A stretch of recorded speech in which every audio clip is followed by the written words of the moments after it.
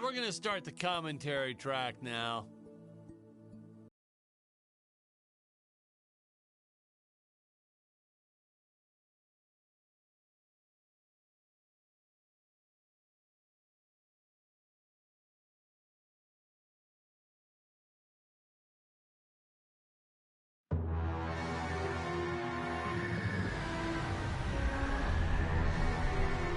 Hello, Dan Smith here. I directed this film back in, well, it feels like a century ago.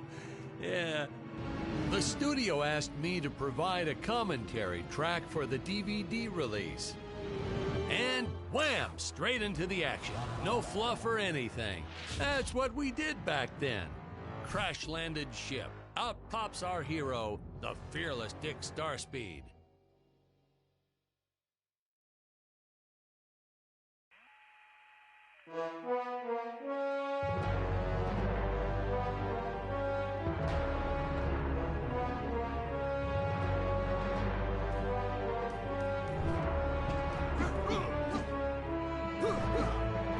The actor is damaged. Played, of course, by actor Jonathan Digby. Went on to some minor roles after this. Such a shame. I thought from day one this guy's got leading man written all over his face.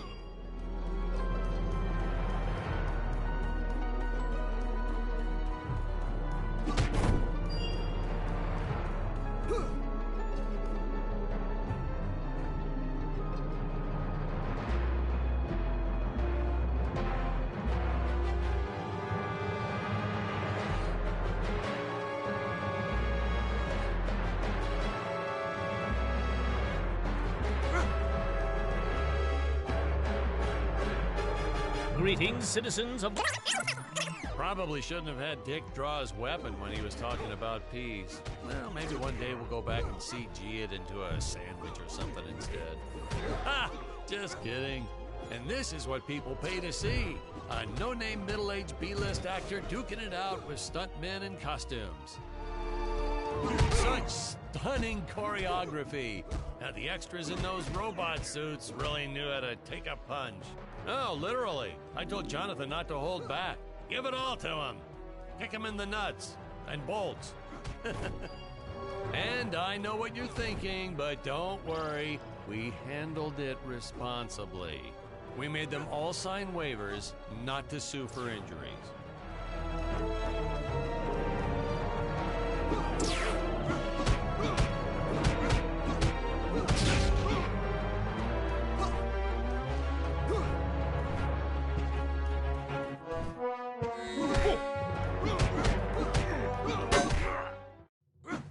Holy smokes!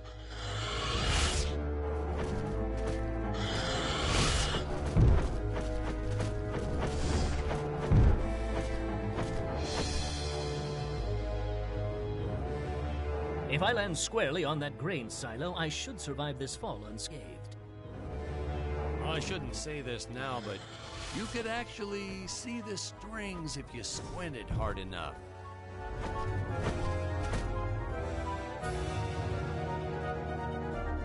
A screenwriting trick from back in the old days. You put a grain silo or some haystacks down and it solves all your gravity-related problems.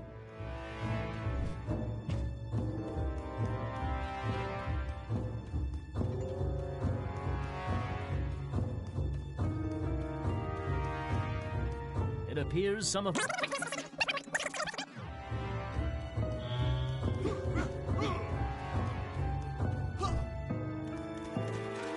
Oh, the dinosaurs.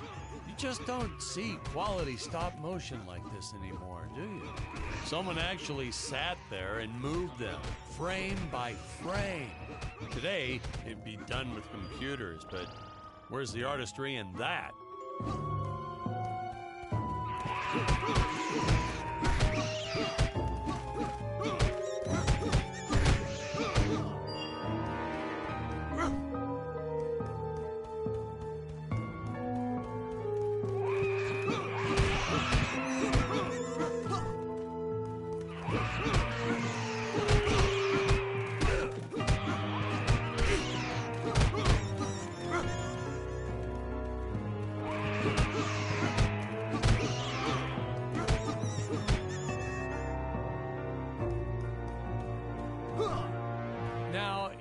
if the trees here look a little plastic, well, it's because they are.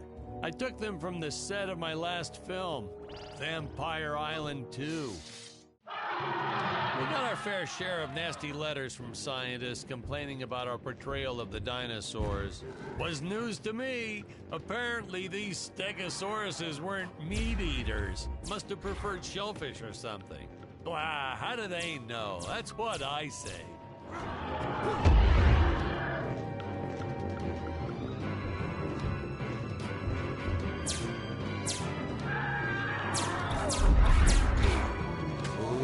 Ooh, the fearless sea monster, always patrolling the shore, eagerly awaiting for his next meal.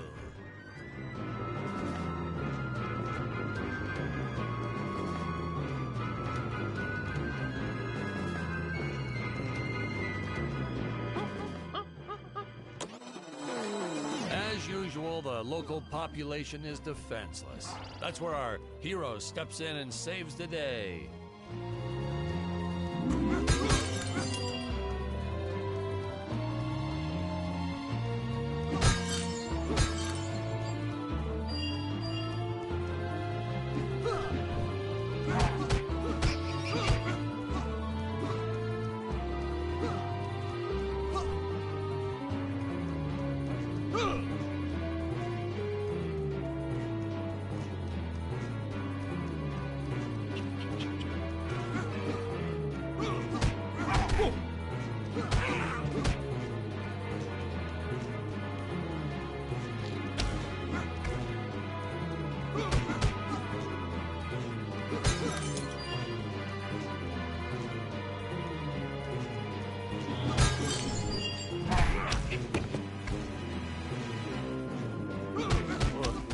Put Jonathan through a lot shooting this film. He wasn't the best actor, especially when reacting to getting hit. He's what you call a flincher. So I told the stuntman to really just go to town on him. It's the only way to get an honest performance sometimes. Our props master tried to make the weapons soft, but there's only so much you can do. Lucky for us, Dick's entire body was covered in that spacesuit. That thing was a lifesaver when it came to hiding bruises.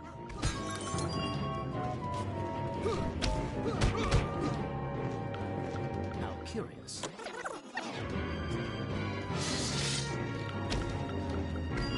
You'll notice the gold disappears when Dick touches it. We had a deleted scene that explained he's actually teleporting it back to his ship. It's funny, no one ever questioned how Dick was able to walk around with an infinite amount of gold on him.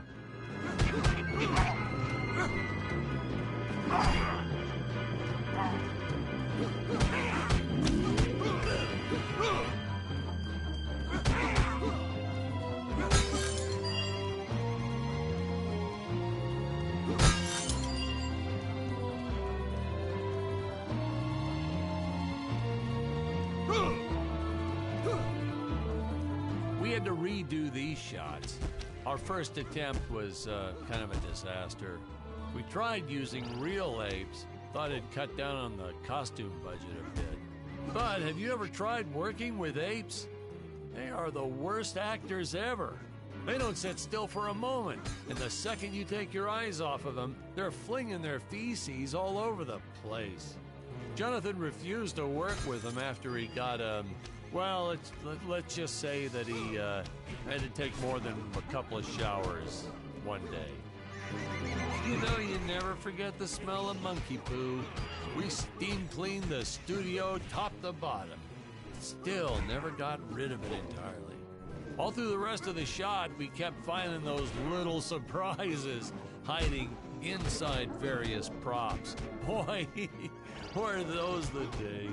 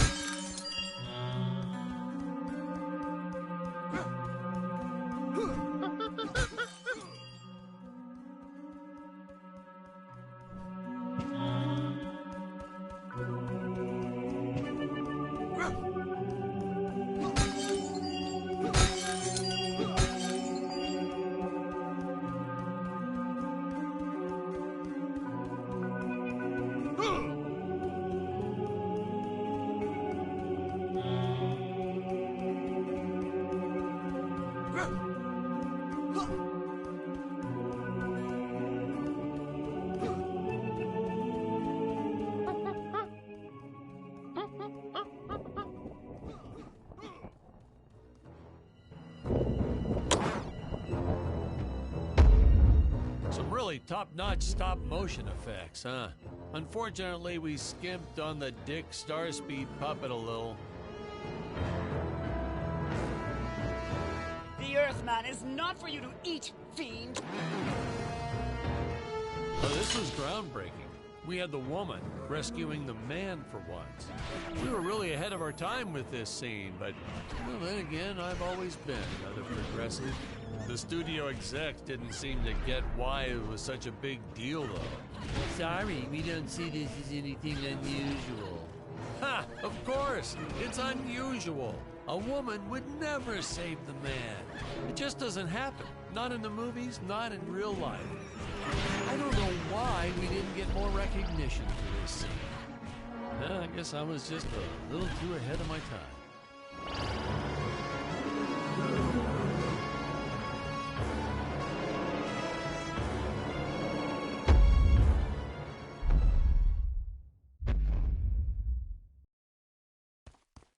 We're supposed to be seeing Dick and Scarlett's first dialogue scene here.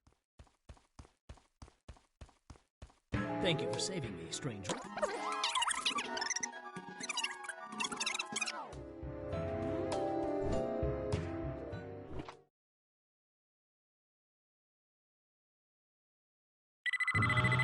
Huh? Where is this place? This is not my father's chambers.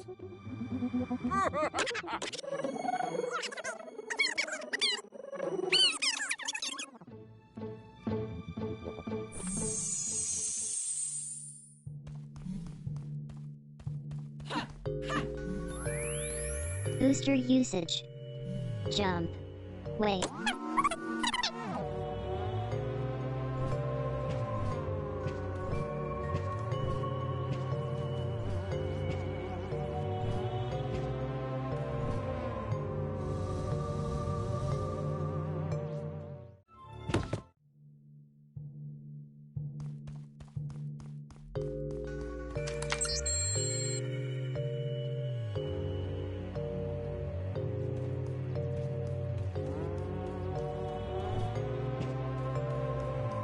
Scarlett didn't quite realize she needed to shoot those energy orbs down below. Keep in mind, Stacy was doing this on a soundstage, okay?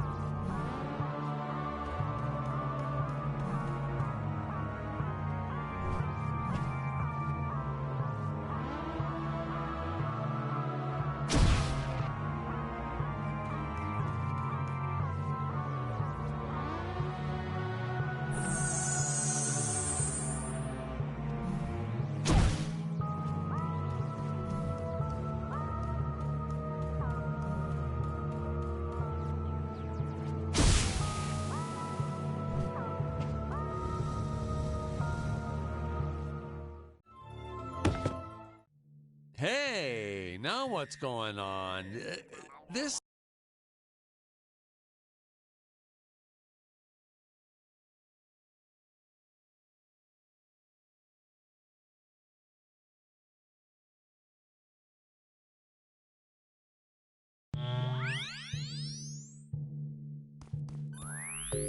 Booster usage.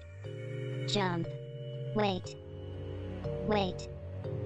Use booster. Survive deadly fire.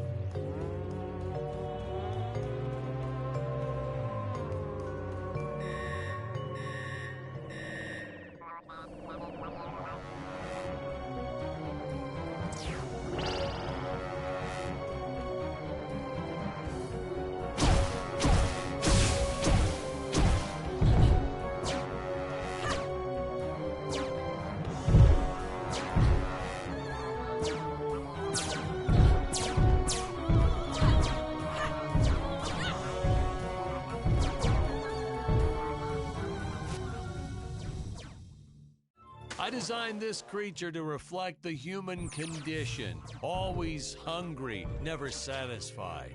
The bottomless pit of the beast's stomach. I don't know, you say stuff like that in interviews and your film always wins awards.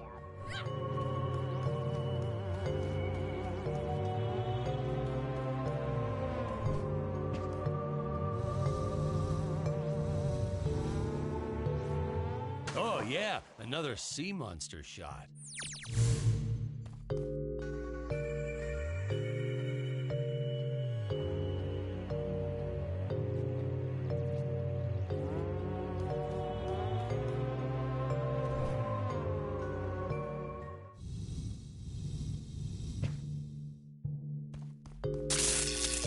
The energy imps. Such a neat effect. We had to paint each movement frame by frame and superimpose it into live footage. We were pulling all-nighters for weeks. Well, when I said we, I meant the artists.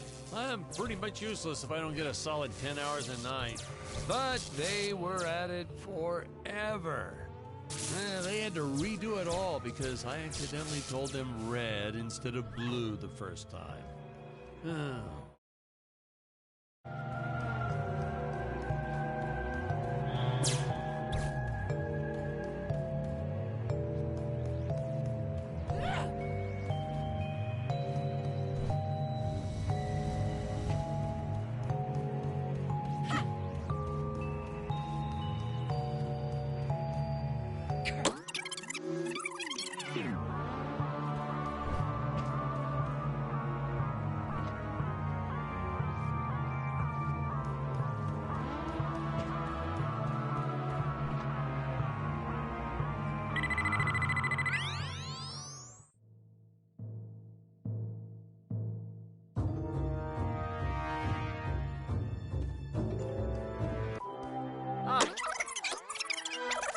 I can trust you. Oh, this scene. This is practically Shakespeare in outer space. Just as the entire planet does. And, huh? Patrick, what's wrong with the video? Sorry, sir. Technical problems. Darn it, we're missing some really good writing here. There. Sorry about that. Well, we just passed right by her big scene. Basically, they agree to work together, but one must stay behind in the sleep chamber at all times. Should I rewind? Never mind. I'll continue from here.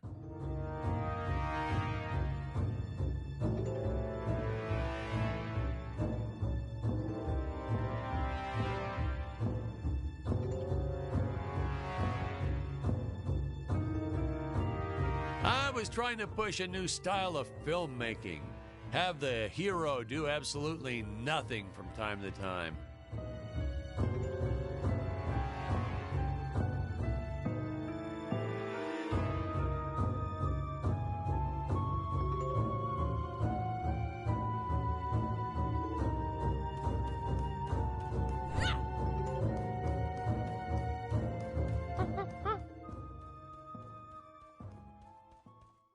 Oh, spoiler alert. Our heroes may or may not find a particular tool that will allow them to destroy those rock barriers later on in the film.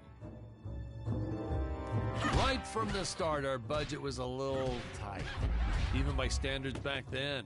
To make do, Tony shot a couple scenes in black and white. Originally, he intended to use it for flashbacks. But then I had to break it to him. Our film doesn't have flashbacks. We almost made it a silent film just to cut costs.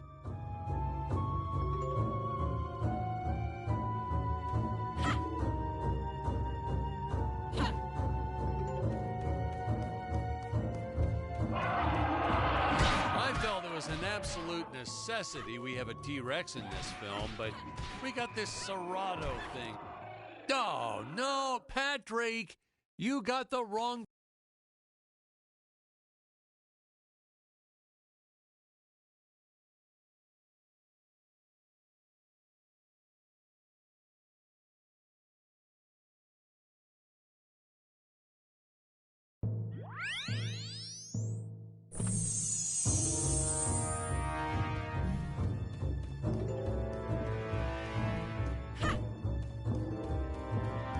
Right from the start, our budget was a little tight, even by standards back then. To make do, Tony shot a couple scenes in black and white. Originally, he intended to use it for flashbacks. But then I had to break it to him. Our film doesn't have flashbacks. We almost made it a silent film just to cut costs.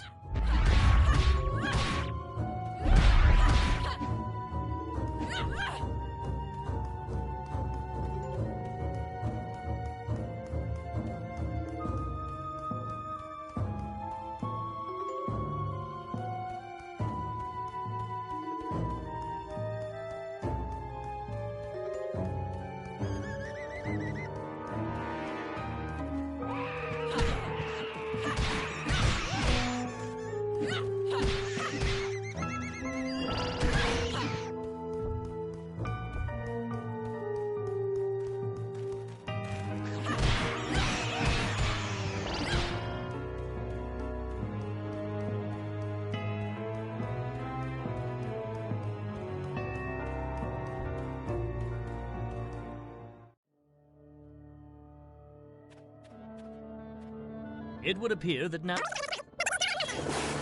Good screenwriting 101. Always announce the title within the film itself. How else are you going to let the audience know your heroes really mean business?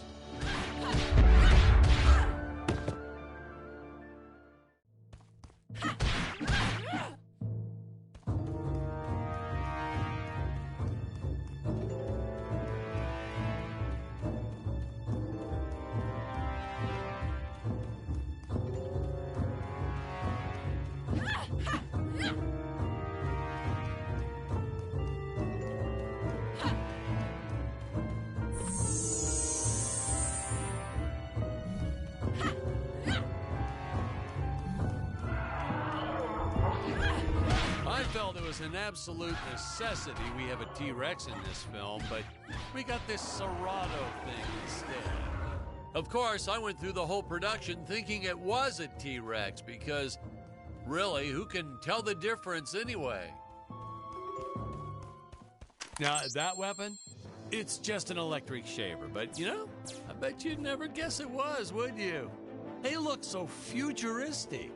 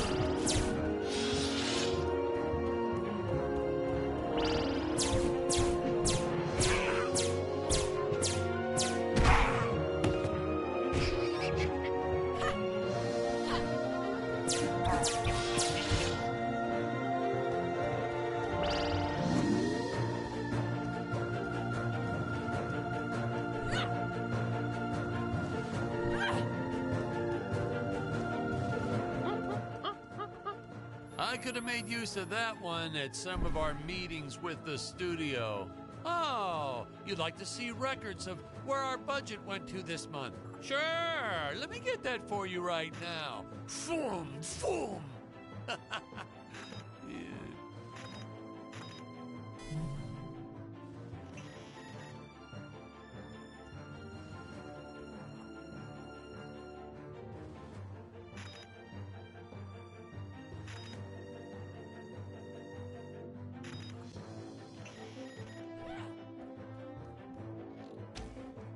Unfortunately, those meetings ended in a much different way.